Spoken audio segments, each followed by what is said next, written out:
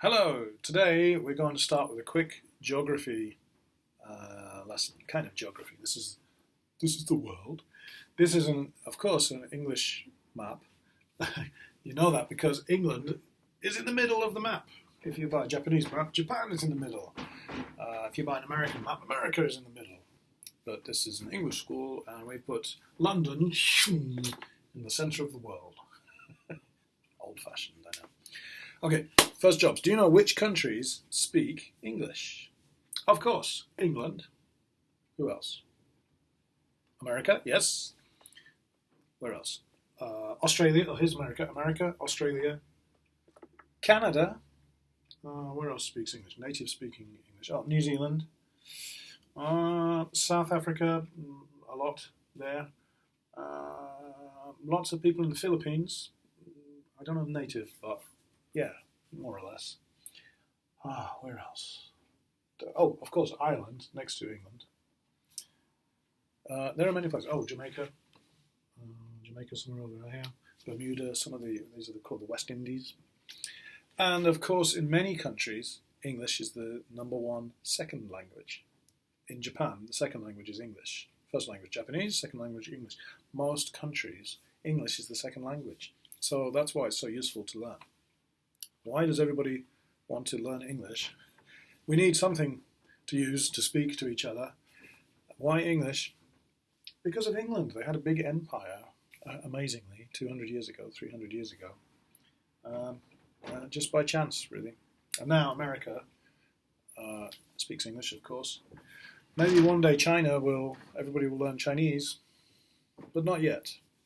So I think it's still useful if you do your English homework. Let's study English. Okay, today's topic. In Tower Talk, Junior High School 3, is number 6. English abroad. Abroad means other countries. So studying English around the world, this is what this is about. Do you know where the best places to learn English, where the best speakers who've learned English as a second language? It's not Japan. It is Scandinavia. The Scandinavia is Sweden, Norway, Finland, Denmark. They are very good. And also Holland or Netherlands.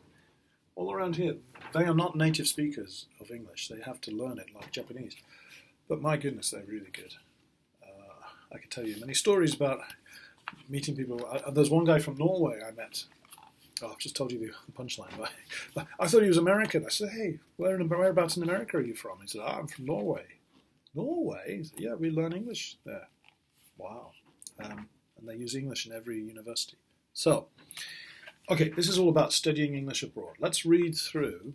It's quite difficult, so we'll go through some of the vocabulary quickly, but I'll read through it with you now. Okay, you ready? Can you get reading? For many years, Scandinavia, Norway, Sweden, Denmark and Finland, has spoken the best English as a second language in the world.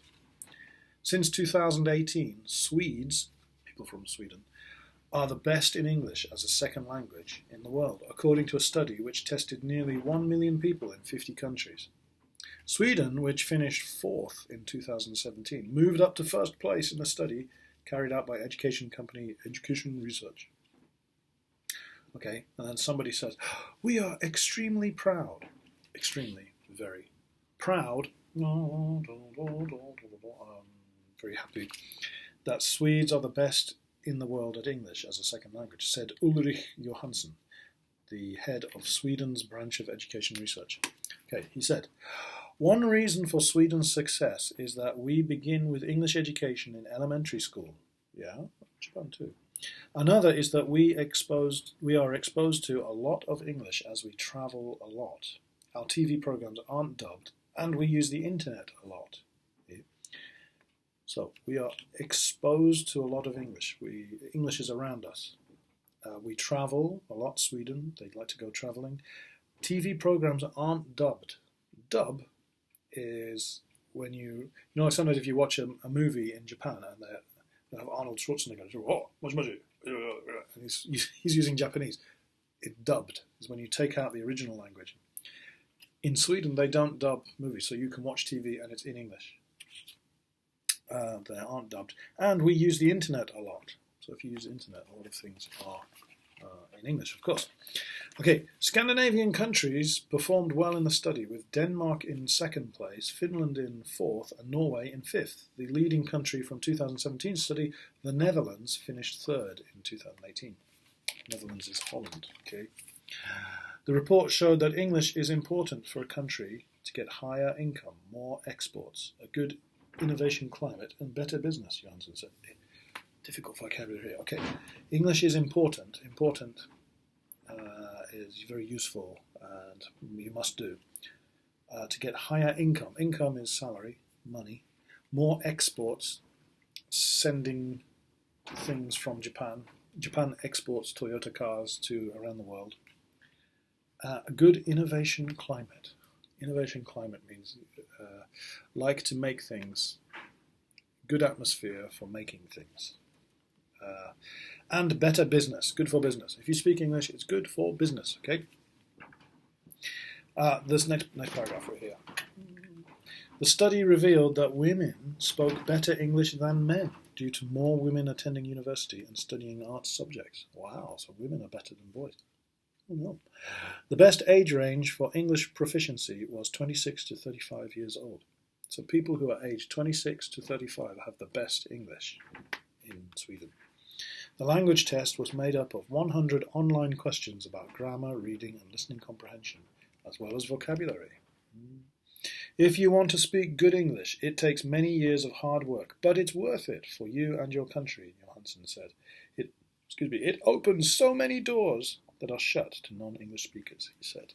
It opens many doors, many possibilities. Okay, you have 10 questions. Please do these. Which country is the best at speaking English? Try and write in a full sentence. Have a go. Number 5 is matching a word over here, over here that has the same meaning over here. Okay. And then these 6 to 9, true and false. True is yes, false, no. Okay. And then number 10 is the final question. I'll ask you when I see you. Okay. Do your work, and I'll chat to you soon. See you.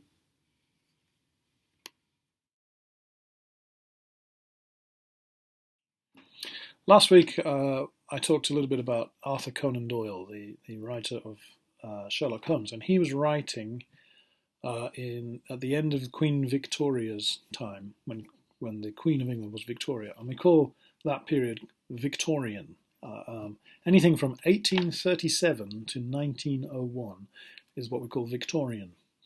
Is when England was strong, an important country, a long, long time ago. But another Victorian writer, famous Victorian writer, was Robert Louis Stevenson. There he is, and that's his famous story, Dr. Jekyll and Mr. Hyde. And the idea of the story is Dr. Jekyll is a scientist who makes a kind of magic drink, and he drinks, and then he becomes a crazy person called Mr. Hyde, who's a different personality, and he does mysterious things, and it's like two people living in one body. A classic kind of story. And some people think it's a criticism of alcohol and drinking too much alcohol, and then you become a crazy person. But it's more than that. The story is more than that. It's it's quite interesting. It's kind of science fiction, kind of horror. I don't know, but short. So I recommend it. Okay, you need 3 questions. Number 1: what's the name of the 2 people who live in one body? What's the name? In other words, what's the name of the story? Number 2: what period of history was this story written in? And number 3, third one, what's the name of the author? Ha ha! I'll give you a little hint. Okay, very good.